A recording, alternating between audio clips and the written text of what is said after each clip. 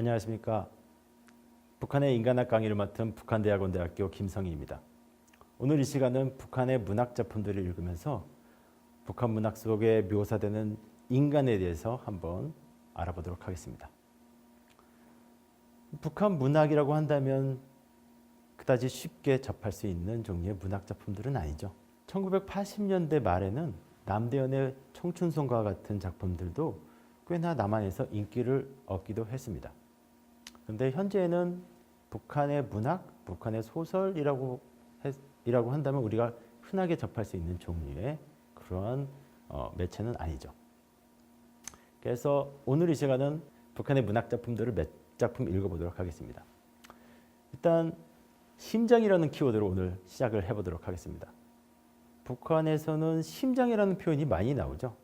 북한의 프로파간다라든지 북한의 문학 작품 속에서 심장이라는 표현을 아주 자주 우리가 볼 수 있습니다. 가령 예를 들자면 죽은 지도자가 우리의 심장 속에 살아있다, 우리의 심장 속에서 영생한다 라는 표현을 문학 작품은 물론이요, 일반 신문, 일반 프로파간다에서도 많이 접할 수 있습니다.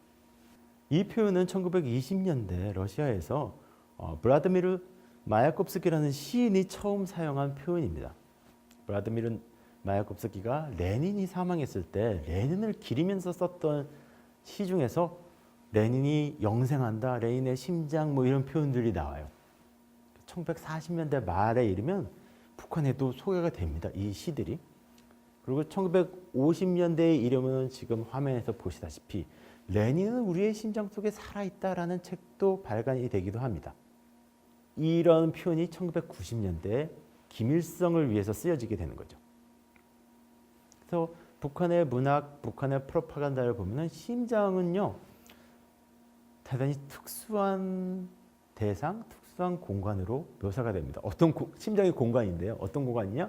지도자가 영상하는 공간인 것이죠. 그래서 이 심장에 대한 얘기는 하지만 마르크스주의 여러 책, 여러 문헌 속에서도 등장을 합니다. 가장 대표적인 예가 칼 마르크스의 법학소설에 나오는 이 표현이죠. 루터는 육체를 해방시켰지만 심장은 해방시키지 못했다. 그래서 공산주의 혁명이 심장까지 해방시켰다는 얘기를 훗날 하게 되는 겁니다. 제가 이렇게 심장을 계속 강조드리는 이유는 북한에서는 문학 작품이 이 심장을 개조하고 심장을 변모시키는 방법이기 때문입니다. 그래서 북한에선 문학을 인간학이라고 부르는데요. 네. 이 표현, 그러니까 인간학을 통해서 인간을 변모시키는데 마음과 심장을 먼저 변모시키는 것이죠. 그리고 문학 작품 속에서는 심지어 육체까지도 변모되는 모습들이 나옵니다. 그래서 인간학, 다시 말해서 문학을 통해서 생산된 인간은 신인간, 공산주의적 인간, 그리고 북한의 경우를 보자면 주체형의 인간이 되는 것이죠. 그런데 이 인간학이라는 표현은 애초에 러시아에서 온 것이기도 하고 일본에서 온 것이기도 합니다. 문학이 인간학이다라고 말한 것은 처음 말한 사람은 막심 고르키였죠. 러시아 사회주의 리얼리즘 문학의 선구자라고 할 수 있었던 막심 고르키가 문학은 안스로팔로지야라고 얘기를 했습니다. 문학은 인류학이야라고 얘기를 했습니다. 근데 인간학이라는 이 어휘 자체, 이 한자어 자체는 일본 사람들이 안스로팔로지, 특히 필로소피컬 안스로팔로지를 번역하면서 만든 말이거든요. 근데 훗날 북한에서 안스로팔로지를 인간학이라고 번역을 하죠. 문학을 인간학이라고 다시 말한 사람은, 북한에서 말한 사람은 김정일입니다. 1973년 영화예술론을 보면요, 문학은 인간학이라는 표현이 나옵니다. 이 책은 1989년에 이르면 영어로도 번역이 되는데요. Literature is a humanics라고 번역이 되는 거죠. anthropology는 어디로 가는데 없어지고 humanics라는 아주 생경한 어휘로 번역을 하긴 합니다. 그래서 북한의 인간학은 문학이고요. 문학은 인간의 마음, 정신, 가슴, 심장 등을 변모시키는 방법, 학문이라는 것이죠. 그런데 문학 작품 속에서는 정신뿐만 아니라 마음뿐만 아니라 육체까지 변화되는 모습들이 나옵니다. 특히 고난의 행군 시기 문학 작품들에 이렇게 인간이 정신적으로 상당히 높은 형태로 고상한 형태로 변모되는 경우가 많이 보이는데요. 궁핍과 고통의 상황 속에서 영성이랄까요? 정신성이 한없이 높아지는 겁니다. 문학 작품 속에서 말이죠. 실제로는 어떤지 잘 모르겠습니다만. 그래서 고통이 흔히 종교에서 고통은 영혼을 순화하고 의지력을 강화하는 과정이 되기도 합니다. 북한의 문학 작품, 북한의 인간학에서도 마찬가지입니다. 근데 이러한 아이디어는 사실 러시아 문학에서 온 것이죠. 처음에는요. 그래서 러시아의 소련의 사회주의 리얼리즘의 대표작이라고 할 수 있는 니콜라이 오스트롭스키의 강철은 어떻게 단련되는가를 보면요. 고통을 통해서 새롭게 변모하는 인간이 그려집니다. 니콜라이 오스트롭스키의 강철은 어떻게 단련되는가는 사실 자전적인 작품이고요. 이 작품의 주인공 파벨이라는 인물은 작가를 모델로 그려지는 작품입니다. 근데 이 작품을 보면 아주 특이한 현상이 보입니다. 주인공은 계속해서 죽어갑니다. 다시 말해서 병을 얻고 불구가 되기도 하고요. 그런데 계속해서 일터와 전쟁터로 달려갑니다. 실제로 이 니콜라이 오스트롭스키는 30대 젊은 나이에 요절을 하고 말죠. 그래서 작품의 제목은 강철은 어떻게 단련되는가이지만 실제 내용을 보면요. 강철은 어떻게 부서지는가 혹은 북한식으로 표현해서 강철은 어떻게 마사지는가라고 해야지 맞을 것 같은 그런 작품이에요.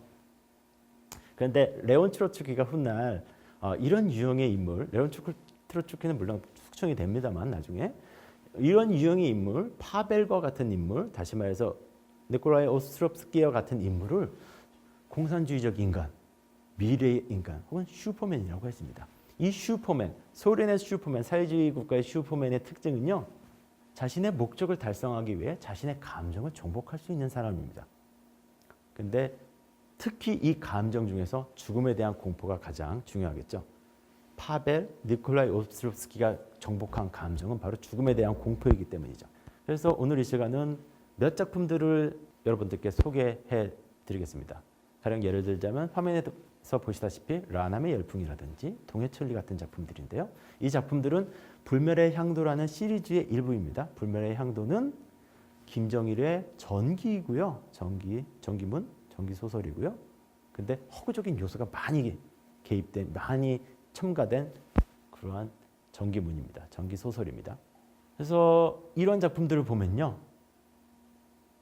고난의 혁명의 시기가 많이 다뤄지는데요. 왜냐하면 김정일이 주인공이기 때문에 고난의 혁명 시기에 북한의 사람들을 슈퍼맨으로 묘사하는 경우가 많이 보입니다. 근데 이 슈퍼맨, 북한의 슈퍼맨, 주체적 인간의 가장 궁극적인 형태는 불멸의 향도의 주인공인 김정일이겠죠. 김정일을 보면요. 몇 가지 특징이 있는데요. 크게 두 가지를 말씀드리고 싶습니다. 첫 번째, 쉬지 않고 일하는 인간입니다. 금욕적이고요. 한없이 사회에 국가에 헌신적입니다. 그런데 그럼에도 불구하고 이 인간은 생물학적 한계를 여전히 극복하지 못해요. 그래서 죽죠. 실제로 김정일도 인간의 한계를 극복하지 못하지 않았으니까 지금 화면에서 보시는 작품은 라남의 열풍의 일부인데요. 김정일에 대한 묘사입니다. 장군님, 그이께서는 문득 손을 멈추시었다. 부관이 옆에 서 있었다. 장군님, 오늘은 좀 쉬십시오. 그렇게 무리하시다. 부관은 뒷말을 잊지 못하고 갑자기 돌아서더니 여인들처럼 흐느껴 울었다. 라고 되어 있습니다. 김정일이 쉬지 않으니까 부관들이 여인들처럼 흐느껴 웁니다. 이 비슷한 묘사는 다른 작품인 력사에 대하여도 나오는데요. 이 작품에서 김정일의 아버지인 김일성이 이렇게 얘기합니다. 지금 김정일 동지는 낮에 밤을 이어가며 휴식 없이 일하고 있어. 오늘 새벽에도 전화를 걸어보니 작전대에서 꼬박에 밤을 새웠더구만. 작전대는 사무실입니다. 동무들 생각해보. 사람이 무쇠가 아닌 이상 이렇게 무리하고서야 어떻게 견뎌내겠소. 김정일 동지는 닷새 엿새 계속 밤을 밝히고 있어. 계속해서 무리하고 있는, 계속해서 과로하고 있는 모습들이 그려집니다. 하지만 주체형 인간은 이러한 육체적인 한계를 정신적으로 극복하려고 하죠. 또 다른 작품인 동해천리에도 비슷한 묘사가 나옵니다. 이 작품은 제가 읽지 않고 넘어가겠습니다만 이 작품에서도 김정일은 밤에 잠을 이루지 못해요. 나라 생각에 그리고 인민들 생각에 잠을 이루지 못합니다. 그래서 북한 소설에서 그려지는 1990년대, 2000년대 북한 소설에서 그려지는 북한의 인물들은 김정일을 닮아서 역시 매우 금욕적이고 헌신적인 인간들입니다. 지금 인용문을 보시면요. 이 인용문은 라남의 열풍이라는 작품에서 인용한 것인데요. 오성호라는 인물이 있습니다. 라남 공장의 부기사장, 엔지니어 중에서 두 번째로 높은 사람인가 봐요. 이 부기사장인 오성호라는 인물에 대한 묘사인데 이렇게 묘사가 됩니다. 밥은 유치원 아이들보다 더 적게 먹고 불교도의 금욕주의자들처럼 술, 담배, 고기를 일생 한 번도 입에 대보지 않은 이 조그마하고 딱딱한 사나이가 어디에서 그런 힘과 열정이 생겨 밤낮을 모르고 무섭게 일을 해대는지 이 작품의 주인공인 주영민은 기이하게 생각되었다 라고 묘사가 되어 있습니다. 근데 이 작품의 주인공인 주영민은요, 오성호라는 인물보다 더 기이한 인물입니다. 왜냐하면 이 작품 속에서 주영민이라는 인물은 심장이 오른쪽에 있는 사람으로 묘사가 되거든요. 근데 흥미로운 게 이 작품 속에서 말입니다. 심장이 오른쪽에 있는 사람들은요, 좀처럼 피로를 모른대요. 그래서 주영민은 새벽 12시, 다시 말해서 자정에 퇴근을 합니다. 그래서 언제 출근을 하냐면요, 새벽 3시에 출근을 합니다. 새벽 3시에 출근해서 자정에 퇴근을 한다. 네, 그러면서도 피로를 좀처럼 모르는 사람이 바로 이 주영민이라는 인물입니다. 이 주영민이라는 인물은 실존 인물을 모델로 한 것 같습니다. 왜냐하면 주영민과 같은 인물이, 같은 성격의 인물, 같은 특징의 인물이 다른 작품에서도 많이 그려지거든요. 가령 예를 들자면 김문창의 소설 1998년 소설인 열망에서도 비슷한 인물이 그려집니다. 전영범이라는 인물이 그려지는데요. 전영범은 주영민과 동일 인물로 생각이 됩니다. 어쨌든 그 비슷하게, 그러니까 주영민처럼 과로하고 주영민처럼 일만 하는 그러한 사람이 북한에 실제로 있었나 봐요. 이 작품, 다시 말해서 열망을 보면요, 김정일 장군님이라고 표현되는 사람은 김정일입니다. 여기서 김정일이 이렇게 얘기합니다. 됐습니다. 됐어. 벌써 사람들을 가슴에 안고 있지 않습니까? 솔직히 말하면 난 동무가 어떤 다른 당 비서들처럼 정기가 걸렸어. 강제를 풀어주시오 하면 어찌라 했는데 이제 마음이 놓입니다. 라고 얘기를 합니다. 그러니까 현실적으로 국가에서 해줄 수 있는 게 아무것도 없습니다. 지방의 공장들에게 뭐 재료를 갖다 줄 수도 없고 전기를 공급해 줄 수도 없는 상황이에요. 그런데 이 작품의 주인공 중 한 명인 전영범은 국가를 향해서 뭘 해달라고 요구하는 게 아니라 자기 공장에 있는 사람들을 잘 규업해서 어떻게 공장을 이끌어 나갈까만 생각하는 사람으로 그려집니다. 그래서 김정일이 매우 만족해하면서 그래서 사람들에게 심장을 주시오라고 얘기를 합니다. 사람들에게 마음을 주고 하여튼 그런 얘기인 것 같죠. 근데 남은 시간은 라남의 열풍의 몇 장면들을 읽어보도록 하겠습니다.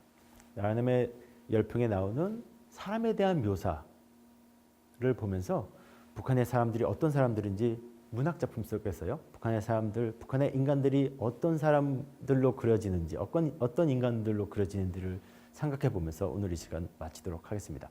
네, 이 작품의 마지막을 보면은 이 라남 공장에서 40mm의 특수 강판을 만들어서 외국에 팔기로 합니다. 그래서 돈을 벌어서 식량을 사기로 하는 것이죠.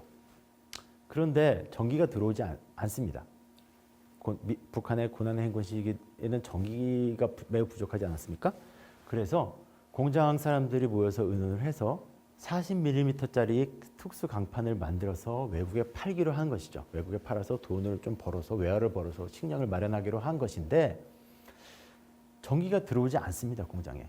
고난의 행군 시기 동안에는 공장에 전기가 들어오지 않습니다. 그래서 원래대로라면 그 가열된 쇳덩이를 650톤짜리 프레스로 한 번에 찍어 눌러서 40mm짜리 강판을 만들면 되거든요. 그런데 전기가 없으니까 3톤짜리 해머로 220번 내리치자라는 결론을 냅니다. 그래서 3톤짜리 3 곱하기 220은 660 되지 않습니까? 그러니까 650톤짜리 프레스로 한 번에 누르면 될 것을 사람들의 힘으로 3톤짜리 해머를 가동해서 40mm짜리 특수 강판을 만들기로 한 것이죠. 그래서 그 특수 강판 만드는 장면이 이렇게 묘사가 됩니다. 9시 마침내 강충현은 호각을 불며 푸른 신호깃발을 들었다. 그와 함께 10명의 단조공들이 일제히 얕하고 소리치며 지렛대를 내리눌렀다. 거푸집안에 웅크리고 앉아있던 시커먼 3톤 한마가 공중에 떠오르고 대신 그 자리에 천정기중기로 가열로에서 올라온 시뻘겋게 단 쇠덩이가 놓였다. 박순진이 발판 위에서 시계추처럼 흔들거리는 집체 같은 한마를 끌어안으며 아차 하고 소리치자 10명의 단조공들이 잇따라 아차 하고 화답 신호를 울렸다. 순간 한마가 윙 소리를 지르며 거푸집안에 들어있던 시뻘건 쇠덩이를 무섭게 내리쳤다. 그래서 이런 식으로 지렛대를 이용해서 3톤 해머를 가동하는 겁니다. 잔도공들의 이그러진 얼굴에서는 비지와 콩죽 같은 건 땀방울이 흘러내리고 눈에서는 퍼런불이 펄펄 일었다. 그것은 끓는 피가 차있는 심장에서 타오르는 사랑과 증오의 불빛이었다. 조국에 대한 사랑, 미지에 대한 증오, 몇 달 동안이나 강낭죽이나 강낭밥으로 하루 2끼씩 애우며 지낸 몸이 허약해질 대로 허약해진 단조공들이 결사적으로 벌린 이 격전의 모습을 직접 눈으로 보지 못한 사람은 상상하기 어려울 것이다. 단조공들은 정확히 9분 30초 동안 한마를 220번 내리쳤다. 초인간적인 힘이었다. 라는 묘사가 되어 있습니다. 그래서 어쨌든 40mm짜리 특수 강판을 만듭니다. 하지만 이 과정에서 사람이 죽어나가죠. 뭐 초인적인 힘이라고 묘사되지만 초인적이지 않습니다. 왜냐하면 사람이 죽으니까요. 이 소식을 들은 김정일이 매우 감격을 합니다. 그래서 라남 공장에 약간의 식량을 보내주는데요. 그래서 식량을 마련할 수 있어서 노동자들에게 식권을 나눠줄 수 있게 됩니다. 그래서 식권을 나눠주는 장면이 이렇게 묘사가 됩니다. 마침내 선두 대열이 정문에 이르렀다. 지배인이 격리과에 한 여인이 들고 온 까만 나무함에서 길이와 너비가 4, 5cm 되나마나한 흰 종이 쪽지 한 장을 꺼내었다. 식표였다. 넘어갔어요. 그러나 지배인은 기사장의 손에 식표를 쥐어주었을 뿐 아무 말도 하지 않고 묵묵히 서 있었다. 기사장도 입을 굳게 다물고 서서 지배인의 얼굴을 뚫어지게 지켜보고 있었다. 침묵 속에서 눈과 눈이 부딪혀 불꽃을 일으키는 듯했다. 그들은 눈으로 뜨거운 심장의 대화를 하고 있었다. 그러니까 몇 달 동안 식량을 얻지 못하다가 몇몇 사람이 죽으면서 특수 강반을 만든 사연이 전해지자 중앙정부에서 식량을 보내줍니다. 그래서 이런 장면들, 이런 감격적인 장면이 묘사가 되는 거예요. 주영민은 이 작품의 주인공 주영민 기억하시지 않습니까? 심장이 오른쪽에 있는 사람. 이 주영민은 웬일인지 가슴이 울렁거렸다. 그 침묵이야말로 모든 사람들의 가슴을 울리는 우렁찬 외침이었고 전체 종업원들을 전투회로 부르는 뜨거운 호소였다.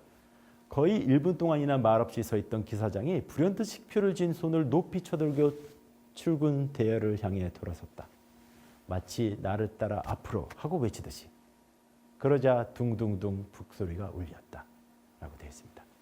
네, 북한의 문학작품은 인간학이라고 말씀드렸습니다. 인간학은 인간을 바꾸는 기술입니다. 인간의 심장을 바꾸고 인간의 정신을 바꾸는 기술입니다. 그래서 결론적으로 말씀드려서 북한의 인간학은 어쩌면 실패한 기획일지도 모릅니다. 왜냐하면 북한의 인간을 근본적으로 변모시키는 데는 실패했기 때문이죠. 하지만 이것은 우리에게 매우 좋은 소식일 수 있습니다. 왜냐하면 북한의 사람들은 여전히 우리처럼 인간의 한계를 극복하지 못한 우리와 같은 사람들이라는 얘기가 될 수도 있기 때문이죠. 북한의 문학작품은 흔히 프로파간다, 선전문학이라고 얘기되어집니다만 이 프로파간다, 선전문학 안에서도 현실이 드러납니다. 북한의 사람들은 죽어나가요. 죽어나가는 게 그대로 묘사가 됩니다. 그리고 우리는 그 작품들을 보면서 아, 북한의 인간들이 변하지 않았구나 라는 사실을 알 수가 있습니다. 그래서 오늘 이 시간은 북한의 몇몇 문학 작품들, 특히 고난의 행군 시기의 몇몇 작품들을 읽어보면서 북한의 인간학의 특징을 보았고요. 그리고 북한의 인간학이 어떻게 작동을 하는지, 그리고 어떻게 작동하지 않았는지를 살펴보았습니다. 오늘 이 시간 북한의 인간학에 관한 강의를 들어주셔서 감사합니다.